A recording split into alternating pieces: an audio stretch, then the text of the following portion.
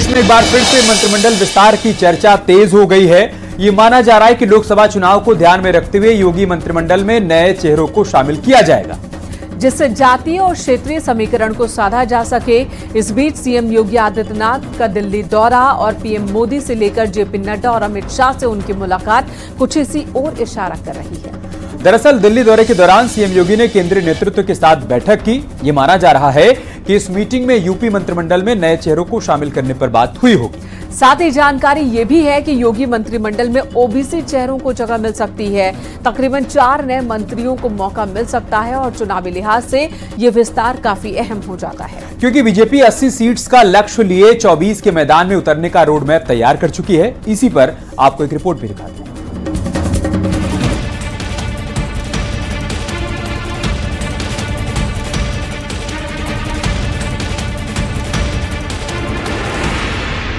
चुनाव से ठीक पहले उत्तर प्रदेश में मंत्रिमंडल विस्तार की चर्चा हो रही है।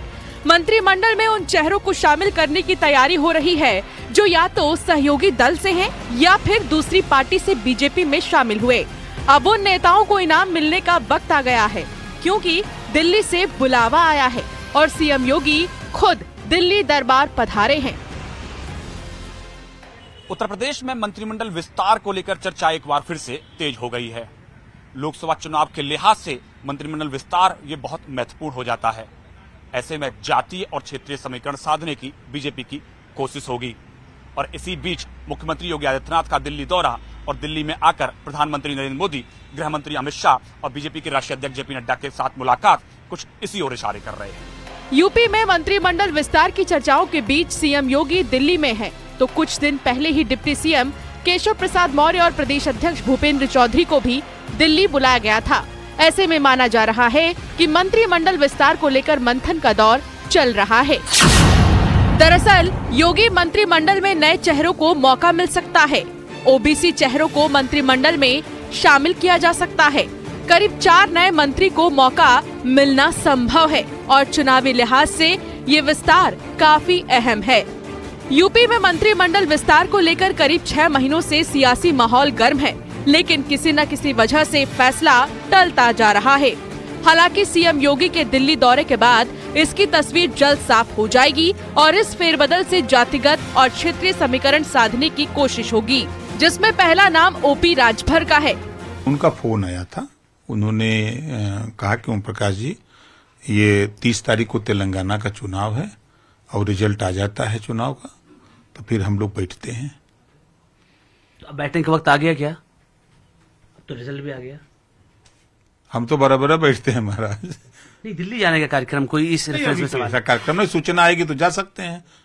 नहीं, बिना गए अगर काम हो जाए तो कौन जरूरत है दिल्ली के लिए। बीजेपी की कोशिश है कि कैबिनेट विस्तार को जल्द पूरा कर लिया जाए। इसके बाद पार्टी सहयोगी दल निषाद पार्टी, सुहेल देव भारतीय समाज पार्टी और अपना दल के साथ सीट शेयरिंग के फॉर्मूले को अमली जामा पहनाएगी, ताकि पूरे दमखम से मिशन 80 को पूरा करने के लिए उतरा जा सके। ऐसे में दिल्ली की बैठक में ओपी राजभर के नाम पर मुहर संभव है। मंत्रिमंडल में राजभर को जगह मिल सकती है। दारा सिंह चौहान को भी मंत्री बनाने की चर्चा हो रही है, तो वहीं 2 और नामों पर फाइनल मुहर लगने की उम्मीद है। बीजेपी लोकसभा चुनाव को लेकर अभी से कितना संजीदा है, इसका अंदाजा इसी बात से लगाया जा सकता है कि प्रधानमंत्री नरेंद्र मोदी के 4 दौरे अगले 1 महीने में यूपी में होने वाले हैं, जिसका रोड मैप तैयार हो चुका है और सीएम योगी से भी इस बात पर चर्चा हो गई है। यानी पहले मंत्रिमंडल विस्तार और फिर चुनावी अभियान को धार देने का प्लान दिल्ली में तैयार हो गया है। Bureau report, news 18।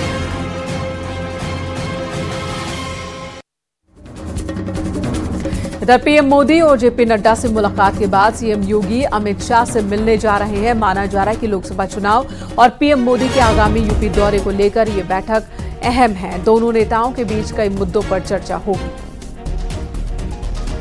तो बड़ी खबर में आपको बता रहे हैं, सीएम योगी आदित्यनाथ दिल्ली के दौरे पर और जेपी नड्डा से मुलाकात के बाद अब वो अमित शाह से मुलाकात करने के लिए जा रहे हैं। ये माना जा रहा है कि लोकसभा चुनाव और पीएम मोदी के आगामी यूपी दौरों को लेकर इस बैठक के दौरान चर्चा होगी।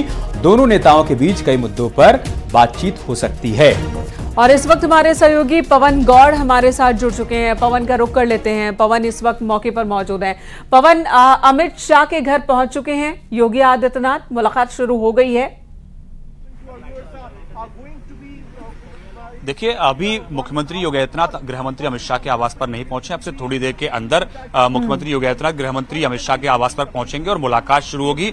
अब अभी थोड़ी देर पहले खुद गृह मंत्री अमित शाह जो है वो अपने आवास पर पहुंचे हैं। पिछले 2 घंटे से लगातार जैसे ही मुख्यमंत्री योगी आदित्यनाथ की बैठक प्रधानमंत्री के साथ खत्म हुई, उसके तुरंत बाद गृह मंत्री अमित शाह प्रधानमंत्री आवास पर पहुंच रहे। पिछले 2 घंटे से लगातार प्रधानमंत्री की और गृह मंत्री की बैठक वहां चल रही थी। उस बैठक को खत्म करके अभी गृह मंत्री अमित शाह से थोड़ी देर पहले यहां अपने आवास पर पहुंचे हैं और अब से थोड़ी देर बाद में मुख्यमंत्री योगी आदित्यनाथ यहां गृह मंत्री आवास पर पहुंचेंगे और यहां बैठक का दौर शुरू हो जाएगा।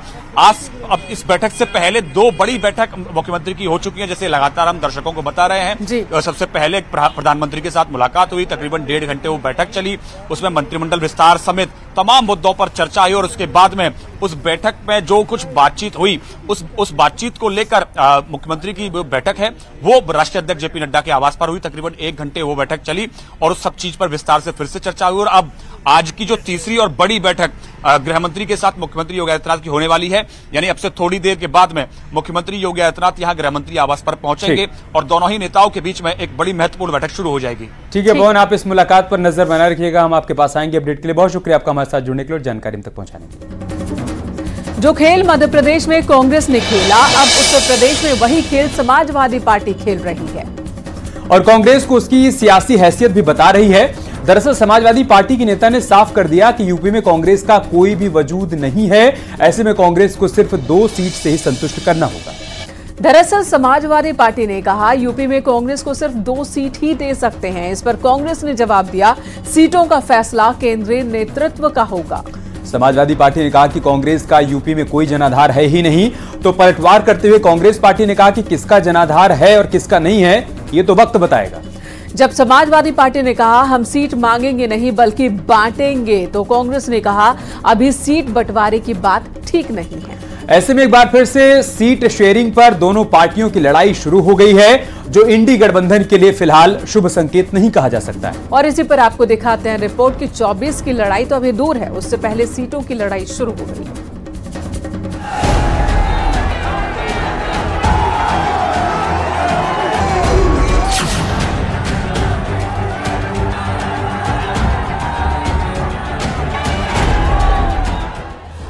राज्यों में मिली करारी हार के बाद अब कांग्रेस के लिए यूपी में संकट की दीवार खड़ी हो गई है और ये दीवार किसी और ने नहीं बल्कि कांग्रेस के सहयोगी दल समाजवादी पार्टी ने ही खड़ी की है। अखिलेश यादव के इशारे पर सपा नेता ने साफ कर दिया है कि उत्तर प्रदेश में कांग्रेस 2 से ज्यादा सीट की औकात नहीं रखती, तो ऐसे में कांग्रेस को गठबंधन में सिर्फ 2 ही सीटें मिलेंगी। सपा नेता ने कहा कांग्रेस के गलत फैसले से चुनाव हारे, गठबंधन एकता का खराब संदेश गया।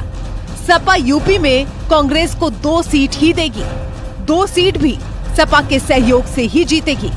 यानी कि साफ है कि कांग्रेस के साथ यूपी में गठबंधन सिर्फ इसी शर्त पर होगा जब कांग्रेस 2 सीटों पर ही चुनाव लड़ने के लिए हामी भरे, क्योंकि अखिलेश यादव पहले ही बोल चुके हैं यूपी में इंडिया गठबंधन से सपा सीटें नहीं मांगेगी बल्कि गठबंधन दलों को सपा सीट बांटेगी। कांग्रेस के गलत फैसलों के कारण केवल 3 राज्यों के विधानसभा चुनाव कांग्रेस नहीं आ रही है। जो इंडिया गठबंधन की एकता का संदेश पूरे देश में गया था वो भी कहीं न कहीं कमजोर हुआ है। समाजवादी पार्टी उत्तर प्रदेश में कांग्रेस को केवल 2 ही सीट वो दे सकती है जो कांग्रेस समाजवादी पार्टी के सहयोग से जीत सकती है। इससे ज्यादा सीटें देना भारतीय जनता पार्टी की मदद करना होगा और समाजवादी पार्टी पूरे देश में इंडिया गठबंधन के साथियों के साथ मिलकर भारतीय जनता पार्टी को हराना चाहती है। इसलिए समाजवादी पार्टी 2 से ज्यादा सीटें कांग्रेस को उत्तर प्रदेश में नहीं देना चाहिए। पहले मध्य प्रदेश में सीटों के बंटवारे पर गठबंधन में कलेश, जिसका खामियाजा पार्टी पहले ही भुगत चुकी है। तो अब कांग्रेस के लिए अखिलेश की नई गाइडलाइन राहुल गांधी से लेकर मल्लिकार्जुन खड़गे को परेशान करने के लिए काफी है, क्योंकि सीट शेयरिंग पर समाजवादी पार्टी ने फरमान जारी कर दिया है। तो अब कांग्रेस की तरफ से गोलमाल जवाब दिए जा रहे हैं। किसी नेता के बयान से सीटों का बंटवारा नहीं होगा। इंडिया गठबंधन के अंदर सीटों के बंटवारे को लेकर, चुनाव की रणनीति को लेकर एक प्रॉपर कोऑर्डिनेशन कमेटी है, वो तय करेगी। किसी सपा के नेता के बोल देने से नहीं तय हो जाएगा।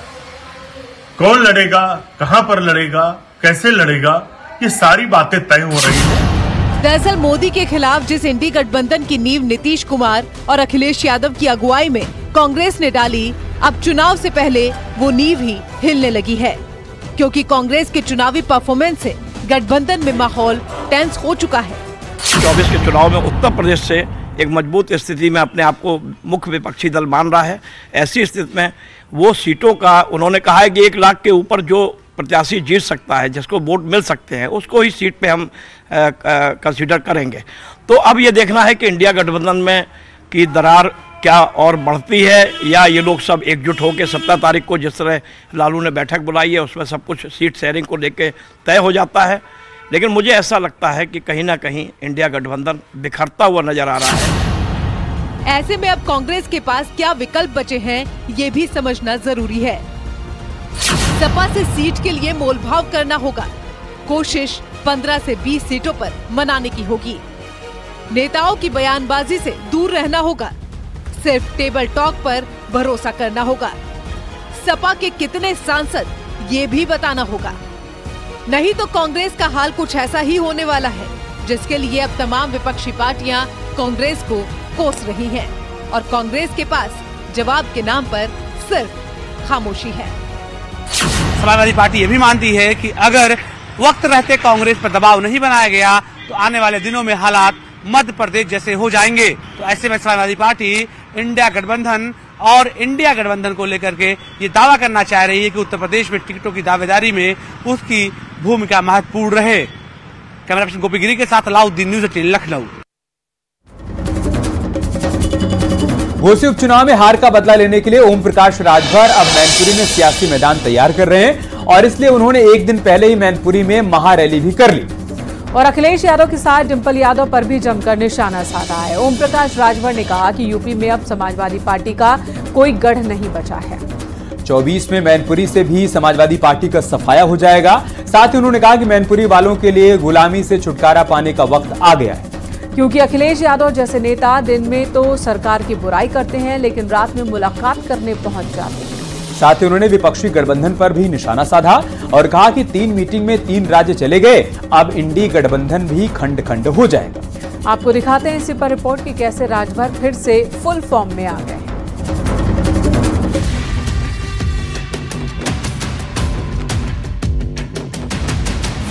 समाजवादी पार्टी के बचे आखिरी दुर्ग मैनपुरी में सेंधमारी की कमान राजभर ने संभाल ली है। अखिलेश यादव को उन्हीं के घर में चुनौती देने के लिए राजभर अभियान चला रहे हैं और पार्टी कार्यकर्ताओं को नया टास्क दे रहे हैं, जिससे लोकसभा चुनाव में समाजवादी पार्टी को टक्कर दी जा सके। दरअसल मैनपुरी में ओम प्रकाश राजभर ने महारैली का आयोजन किया और शोषित वंचित का मुद्दा उठाया। साथ ही बता दिया कि कैसे सपा सरकार में दलितों पिछड़ों पर जुल्म हुए। सीबीआई जांच कर रही थी खनन घोटाले में, अखिलेश जी का नाम। अभी विधानसभा के अंदर 1 तारीख को मुख्यमंत्री जी जब जवाब दे रहे थे अखिलेश जी के प्रश्नों का, तो गोमती रिवर फ्रंट में कैसे कैसे घोटाले हुए, कितना कितना करोड़ का घोटाला हुआ, वो सारी रिपोर्ट पेश कर रहे थे। इतना जानकारी के बाद बच कैसे रहे? तो दिन में बीजेपी के खिलाफ बोलते हैं, रात को गुलदस्ता लेके योगी जी के यहाँ, मोदी जी के यहाँ शरणम गच्छामी, हम आपके साथ हैं, आप प्रधानमंत्री बनिए, हमको खाली बोलने दीजिए दिन में, रात में तो हम आपके साथ हैं, वोट वोट हम नहीं चाहिए। ओम प्रकाश राजभर ने अखिलेश यादव और उनकी पत्नी डिंपल यादव पर भी निशाना साधा। उन्होंने कहा कि दिन में अखिलेश और डिंपल सरकार के खिलाफ बोलते हैं, लेकिन रात में गुलदस्ता लेकर योगी जी और मोदी जी से मुलाकात करने पहुंच जाते हैं। राजभर ने यह भी कहा कि सपा का जो 2017 में हश्र हुआ था, उससे भी बदतर हश्र इस बार होने जा रहा है। 3 मीटिंग हुई और 3 तारीख को गिनती हुई तो 3 राज्य चला गया। 3 को गिनती थी, 3 राज्य गया। अब बैठक रखे 6 तारीख को। इन लोगों को पता नहीं कि उसी दिन बाबा साहब डॉक्टर अम्बेडकर जी का परिनिर्वाण दिवस। बैठक में कोई जाने को तैयार हुआ? ये चौथा में सब खंड खंड हो जाए। अब अगली बैठक देखिएगा, अब ये लोग भीतर बतियाएंगे कि मोदी जी को खाली प्रधानमंत्री बना दो और उनसे रात को सब लोग मिलो और जान बचाओ। यानी ओम प्रकाश राजभर इस बार घोसी उपचुनाव से भी ज्यादा तेवर में नजर आ रहे हैं, लेकिन समाजवादी पार्टी भी राजभर के तेवर पर हमलावर है और शरणम गच्छामी का मतलब बता रही है। ओम प्रकाश राजभर सारी बातें छोड़ करके पहले ये बताने का काम करें कि उनको मंत्रिमंडल में कब शामिल कर रही भारतीय जनता पार्टी की सरकार। ये वो फिल इन द ब्लैंक्स है जो कभी फिल नहीं होने वाले, वो आज तक फिल नहीं हो पाए। तो मैं समझता हूँ ना वो कहीं फिल हो पा रहे हैं और ना किसी पार्टी में वो फिट हो पा रहे हैं। वो अपनी चिंता करें, दूसरों की चिंता छोड़ दे। वो खुद जाकर के भारतीय जनता पार्टी के सीट से लेकर के कनिष्ठ नेताओं के शरणों में जाकर के शरण गच्छामी करते हैं। जो चीज उनके अंदर खुद के अंदर है वही चीजें उनको दूसरे के अंदर दिखती है। तो क्या राजभर घोसी उपचुनाव में हार का बदला मैनपुरी से लेना चाहते हैं या फिर अपने लिए नई जमीन तैयार कर रहे हैं? क्योंकि अखिलेश से राजभर की पुरानी दुश्मनी है और बीजेपी इसका फायदा उठाना चाहती है। Bureau report, news 18। Uttar Pradesh में केंद्र सरकार की योजनाओं की जानकारी और उसका फायदा घर घर तक पहुंचाने के लिए विकसित भारत संकल्प यात्रा की शुरुआत की गई है। ये यात्रा यूपी के कई जिलों तक पहुंच चुकी है, जहां लोगों को सरकार की योजनाओं की जानकारी दी जा रही है और साथ ही विकसित भारत की शपथ भी दिलाई जा रही है। आपको रिपोर्ट दिखाते हैं कि आखिर विकसित भारत संकल्प यात्रा का उद्देश्य क्या है। संकल्प यात्रा सेचुरेशन के सरकार के लक्ष्यों को प्राप्त करने का सशक्त माध्यम बनेगी।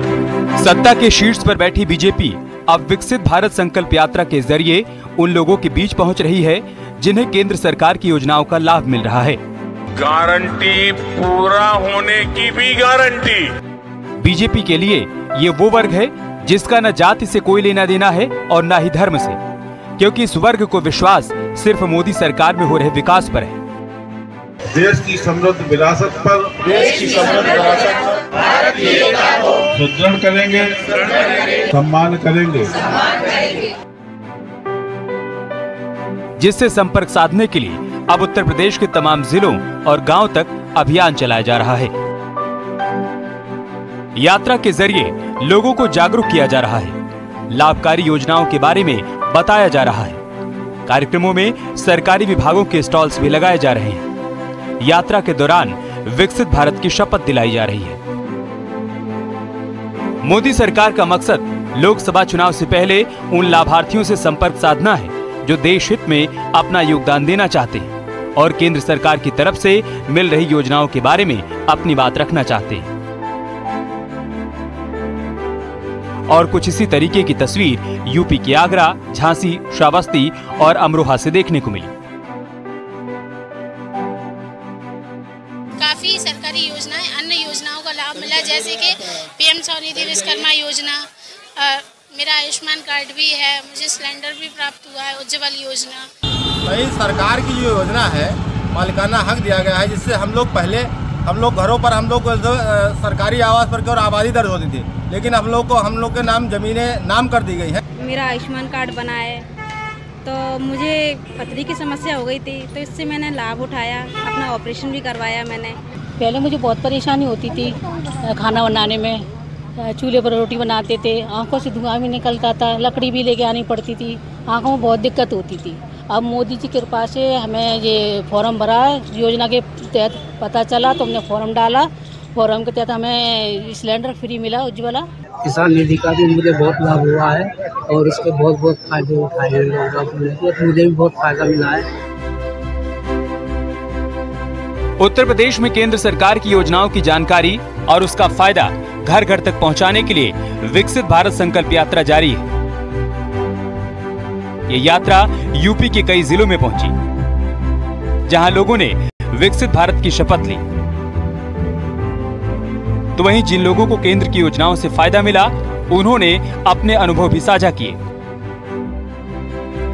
जिसमें स्वनिधि योजना, आयुष्मान योजना, स्वयं सहायता समूह और उज्ज्वला योजना जैसी तमाम योजनाएं शामिल हैं। Bureau report, news 18।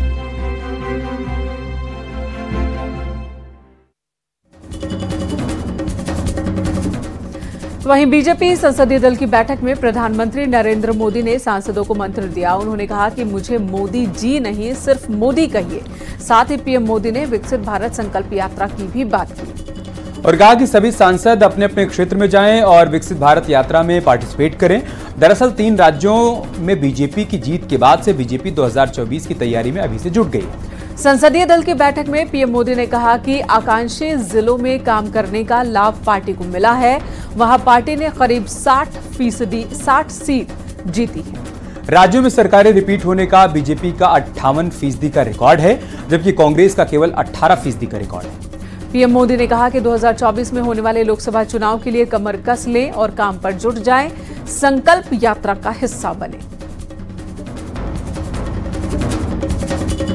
देहरादून में कल से ग्लोबल इन्वेस्टर समिट की शुरुआत हो रही है और जिसकी पूरी तैयारियां मुकम्मल हो चुकी हैं। सीएम पुष्कर सिंह धामी ने आयोजन स्थल का दौरा किया, अधिकारियों के साथ समीक्षा मीटिंग की और दिशा निर्देश भी दिए।